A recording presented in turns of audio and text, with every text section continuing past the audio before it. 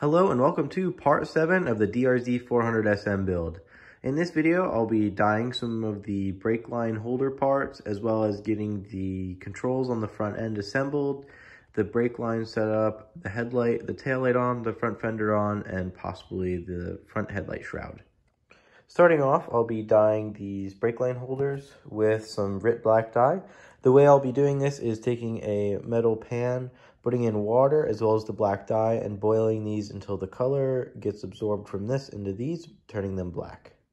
There's one additional holder over here that I'll be taking off camera that'll be put into the pot as well. With each brake line guide removed, I'll go on to dyeing them.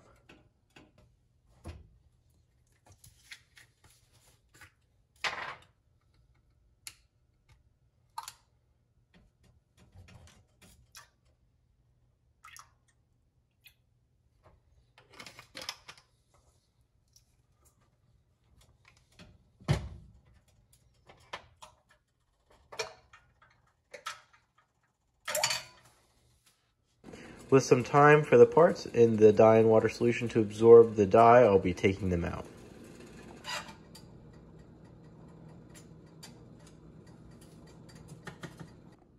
With the components removed from the dye solution and dried off, I'm very satisfied with how they looked. I kind of just put dye in there to make it a solid black color in the water and then let it get to a boil and kind of just checked on them intermittently to see how the color absorbed, but it looks great.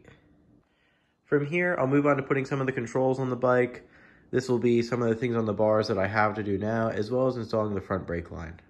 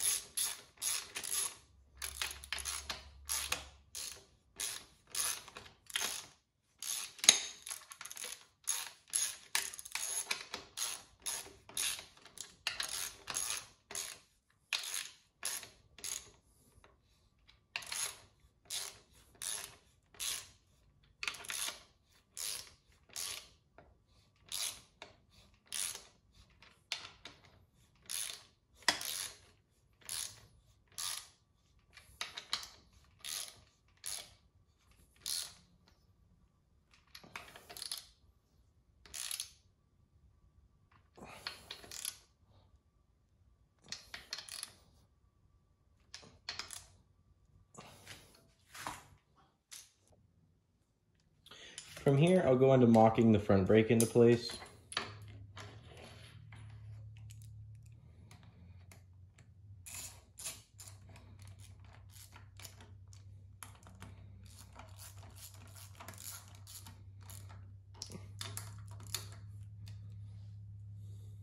With the front brake master now in place, I'll be able to run the front brake line down to the big brake caliper. For this build, I chose to go with Cormoto brake lines, not only for their beautiful looks, but for their amazing quality. The last steel braided lines I had, I wasn't exactly hyped about the quality of them and the fitment, so I'm hoping with these they fit on like a glove. For the front brake line, I'll first be simply putting the eyelets through all of the guides.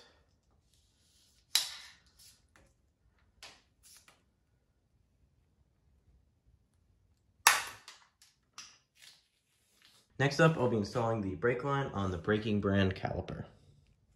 It still has the original plug in the caliper from when the caliper was produced, so I'll have to pop that out.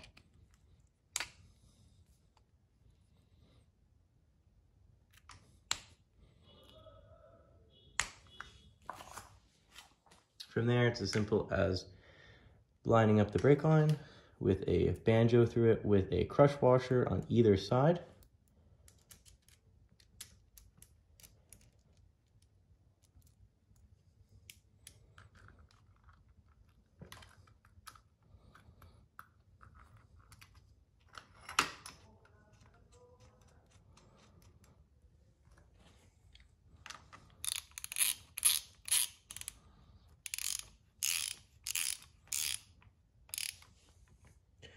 And tightening it down.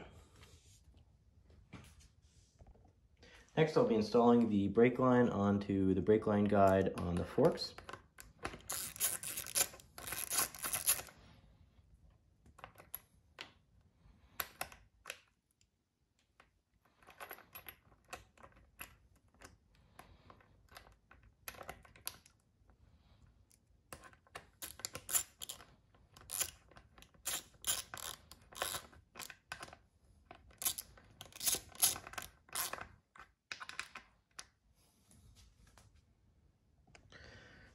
With that line connected down there, the next part will be putting the brake line onto the front master.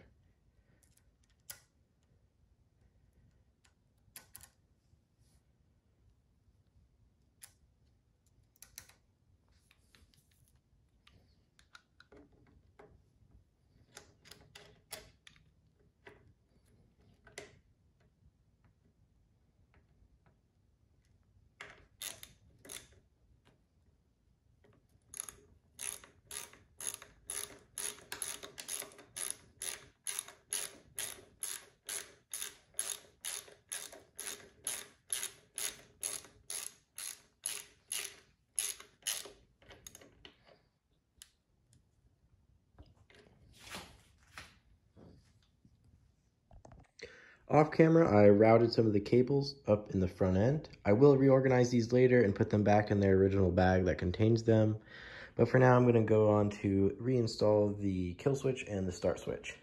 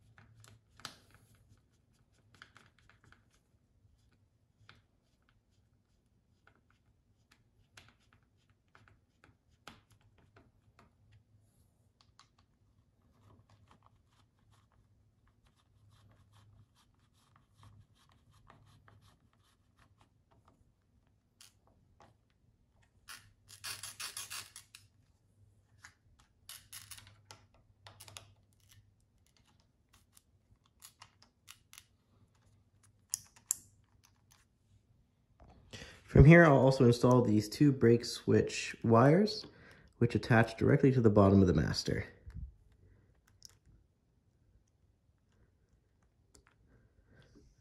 With that completed, I'm going to move on to putting the clutch lever onto this side of the bike. I do have aftermarket levers coming in. They're not here yet, so I won't be worrying about cutting these levers down at all like I did with my previous set.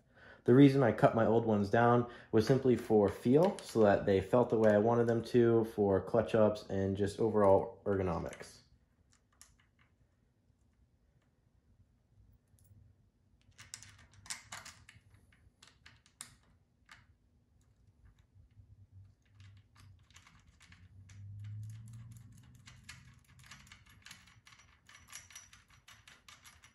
I won't be tightening anything down completely, as I'm not sure exactly where I want everything or how it's all going to fit, as I won't be putting the grips on, as I'm still waiting on a part for those. Next up, I'll be moving on to installing the headlight switch as well as the indicator switch.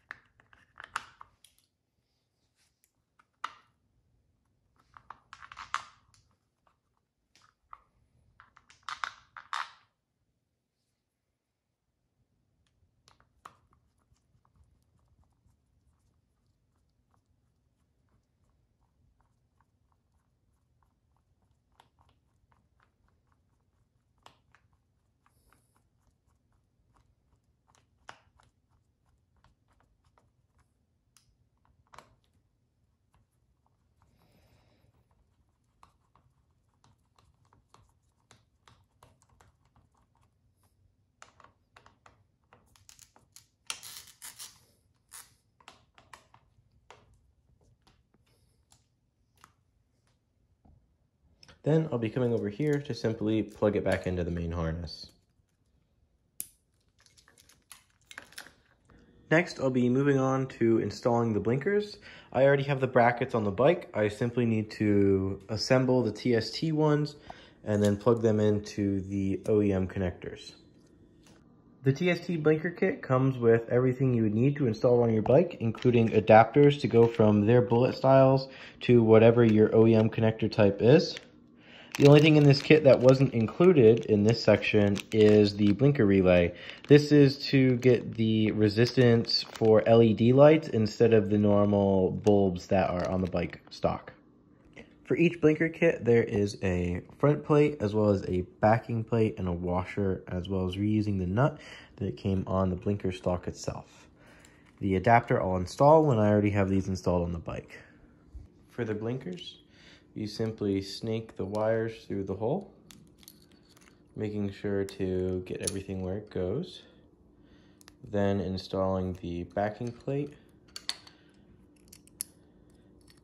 the washer over the top of that, and then the nut in the correct orientation. You can get it snugged into place and then use a 14mm wrench to tighten them down. Next, I'll be installing the adapter to the bullets on the TST blinker. You'll be doing black to red for the ground. And after that, you'll be doing the signal wire yellow to brown on the TST adapter. From there, you'll simply take the adapter and plug it into the corresponding colored blinker plug from the OEM harness. Since that same exact step will be repeated on this other side, I'll do that off camera. The next thing I'll be doing on the bike is replacing the stock blinker relay with this TST blinker relay, which changes the resistance to make the blinkers, due to them being LEDs, blink at a normal rate instead of an accelerated rate. This is a really simple procedure, as you just simply pull the locking tab on this back on either side.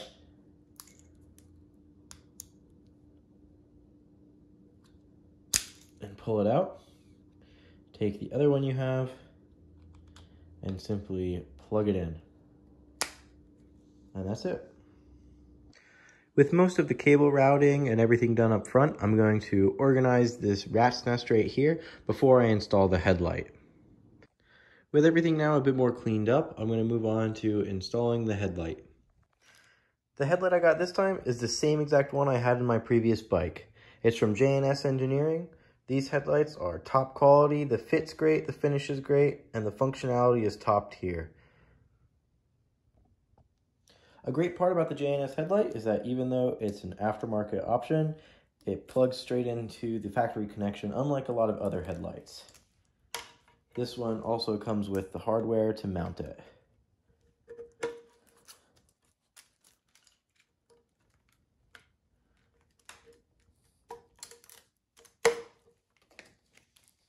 With the headlight now installed and tightened down with the hardware that was provided, I'll go on to sorting out the wiring. With the wiring in the front now cleaned up, tucked away, and zip tied, that marks the end of the lighting for the front, and I'll move on to installing the TST rear tail light. With the TST rear tail light, there is some assembly required. It comes with the hardware to do this. It also comes with the harness adapter to go from the TST to your stock harness, as well as some zip ties to clean up your wires. With everything now put together and installed, it can be put on the bike. They do give you new hardware that you can use. I'll be using these nuts, but not the rest, since I still have the OEM stuff I can reuse. The first thing I'll be doing is installing these Allens, as it'll act as studs for the taillight to mount to.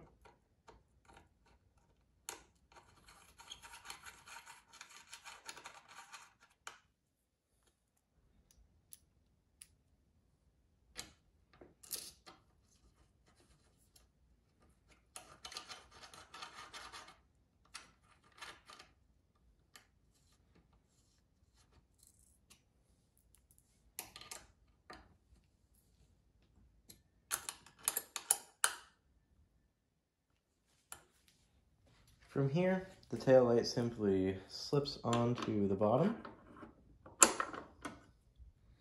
and these nylock nuts go on right here.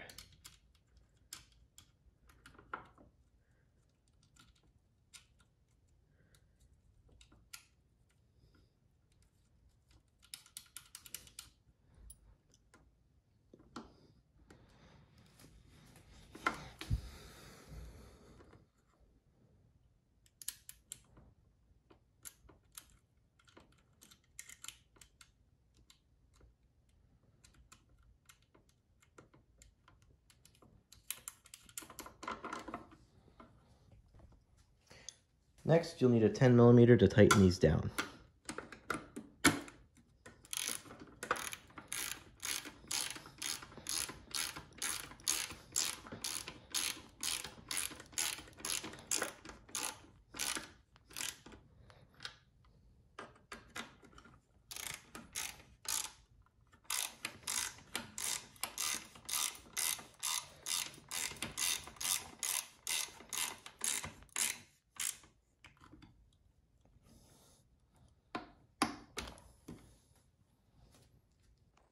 With that finished, I'll go on to routing this cable along the frame with zip ties, plugging it in down here, and just testing it to make sure everything functions before I unplug it, since I'll have to put the rear fender on, and these wires have to go through the rear fender.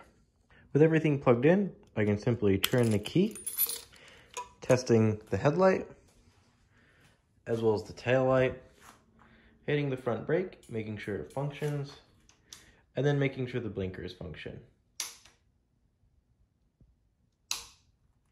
With the tail light now on, that'll mark the end of episode number 7 of the Drz400sm build. As always, if you have any questions or concerns, feel free to ask. Otherwise, thanks for watching and have a good one.